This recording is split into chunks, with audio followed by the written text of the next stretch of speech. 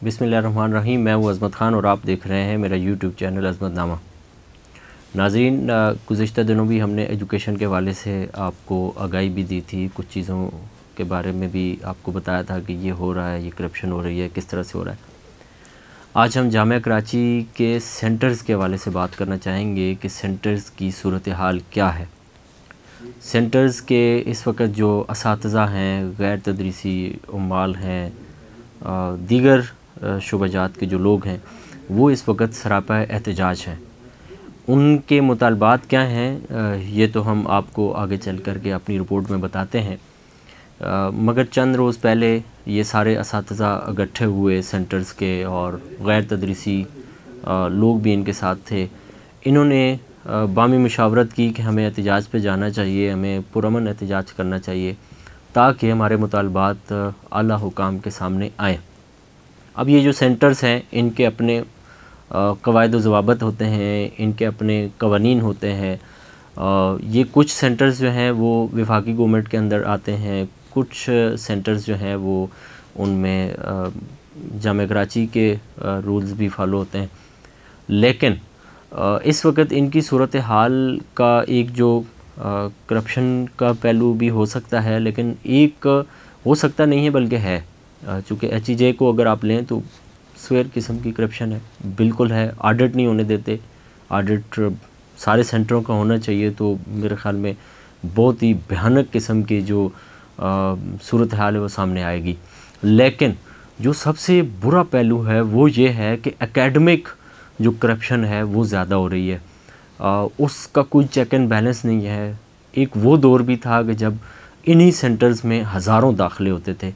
अब बाज़ सेंटरों की सूरत हाल ये है कि वहाँ हू का आलम है, उनकी बिल्डिंग्स भूत बंगले बनते जा रहे हैं। बिल्कुल आप लिटरली जाएं अगर इन सेंटर्स में, किसी दिन हम एक एक सेंटर का विज़िट भी करेंगे और आपको दिखाएंगे कि सेंटरों की सूरत हाल क्या है।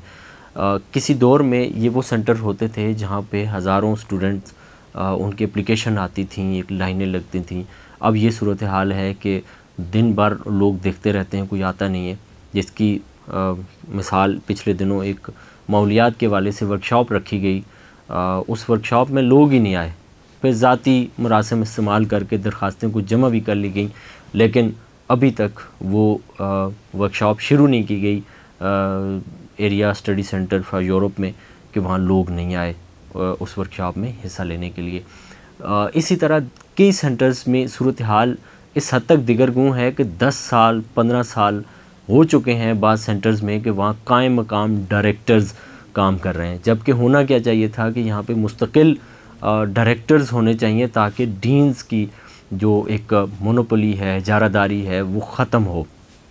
अब जिस तरह से जामिया कराची के ऊपर सिंध गवर्नमेंट हावी हो गई है, एक हद तक उसकी इजारादारी होनी चाहिए। ज़ाहिर है सिंध गवर्नमेंट है और उसके अंडर में ये यूनिवर्सिटी है, लेकिन इसी तरह इस यूनिवर्सिटी ने इस सेंटर्स के ऊपर, या यूनिवर्सिटी की इस्टेब्लिशमेंट ने इन सेंटर्स पे इतना अपना इजारादारी बना ली है कि सेंटर्स का जो असल मकसद था, जो असल रूह थी, वो कहीं पे नज़र नहीं आती है। इस पे हम डिटेल में रिपोर्ट करेंगे। फ़िलहाल आप रिपोर्ट देखें कि ये जो असातिज़ा हैं, अमला है, मुलाज़मीन हैं, अफसरान हैं, ये क्या चाहते हैं, इनका मौक़िफ़ क्या है और ये इनके मुतालबात क्या हैं, ये रिपोर्ट में देखिए। कराची यूनिवर्सिटी में रिसर्च मराकज़ के असातिज़ा, मुलाज़मीन, अफसरान का एक तारीख़ी इज्तिमा 26 जनवरी बरोज़ जुमरात बवक्त 11 बजे आर्ट्स ऑडिटोरियम जामिया कराची में मुनक़्क़िद हुआ, जिसमें इंस्टीट्यूट के मुलाज़मीन के साथ साथ जामिया कराची के मुलाज़मीन, अफसरान, असातिज़ा इकराम और दीगर मुलाज़मीन ने भी भरपूर शिरकत की। निज़ामत के फ़राइज़ डॉक्टर रियाज़ अहमद ने, जबकि डॉक्टर फैज़ मोहम्मद, सफ़ीर मोहम्मद, मोहम्मद ताहिर भट्ट, नवीद मलिक और मोहम्मद सफदर समेत दीगर ने खिताब किया। इस मौके पर मुकर्रिरीन ने खिताब भी किया और चार्टर ऑफ डिमांड भी पेश किया, जिसके मुताबिक तनख्वाह और हाउस सीलिंग की अदायगी 1 तारीख को लाजमी करने, हाउस सीलिंग अदा करने का भी मुतालबा किया गया। इसके साथ साथ तमाम असातिज़ा व अफसरान के 10 सालों से सिलेक्शन बोर्ड ना होने और सिलेक्शन बोर्ड करवाने। चार्टर ऑफ डिमांड में ये भी कहा गया कि तमाम असातिज़ा व अफसरान के 10 सालों से सिलेक्शन बोर्ड नहीं हुए, उनके सिलेक्शन बोर्ड कराए जाएँ।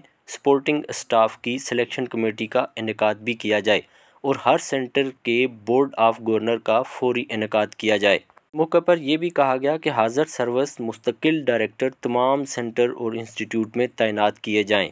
इस मौके पर मज़ीद ये भी कहना था कि मुलाजमीन के बच्चों को तालीमी वज़ाइफ जामिया कराची के दीगर मुलाजमीन की तरह यकसां फ़राहम किए जाएँ। मुलाजमीन और अफसरान का ये भी मुतालबा था कि मेडिकल बिल्स के एरियर्स फौरी अदा किए जाएँ। मौके पर यह भी कहा गया कि वो कवानीन लागू किए जाएँ जो यूनिवर्सिटी एक्ट के मुताबिक हों।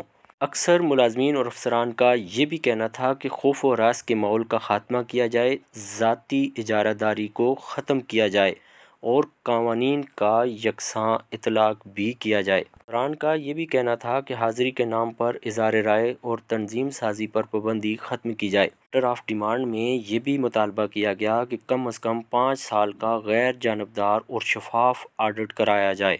चार्टर की मंजूरी के बाद तमाम शुरका ग्रुप की सूरत में शेखुल जामिया के दफ्तर गए और चार्टर ऑफ डिमांड पेश किया और ऐलान हुआ कि मोरखा 2 फरवरी बरोज़ जुमरात आर्ट्स ऑडिटोरियम जामिया कराची में दोबारा यकजा होंगे और भरपूर तादाद में अपनी शिरकत को यकीनी बनाएंगे और उसी इजलास में आइंदा के लाए अमल का फ़ैसला भी किया जाएगा। जी, तो नाजरीन, आपने रिपोर्ट मुलाज़ा की, इन लोगों के मुतालबात को सुना। अब आप ख़ुद फ़ैसला करें कि असातिज़ा जो इल्म बांटते हैं, जो इल्म की तरवीज व इशाअत करते हैं, जो इस माशरे का एक अहम फ़र्द है और वो फ़र्द इसलिए अहम है कि ये इल्म बांटते हैं, पेशाए पैगम्बरी से ये वाबस्ता हैं, इनकी सूरत हाल देखें। अब ये लोग जो इतना अहम काम कर रहे हैं, इनको इतने मसाइल हैं, तो ये इल्म कैसे बांटेंगे, इल्म की तरवीज व इशाअत कैसे करेंगे, तहकीक का काम आगे कैसे बढ़ेगा, तहकीक कैसे होगी, नई इजादात कैसे होंगी, ये आप बखूबी अंदाज़ा कर सकते हैं। क्योंकि ये जो इल्म पढ़ाने वाले लोग हैं, अगर इन्हीं को मसाइल पेश आएंगे तो तलबा कहाँ जाएंगे और इल्म का मुस्तकबिल क्या होगा, ये आप बखूबी अंदाज़ा कर सकते हैं। इसी के साथ अपने मेज़बान अज़मत ख़ान को दीजिए इजाज़त। अल्लाह ने के पान।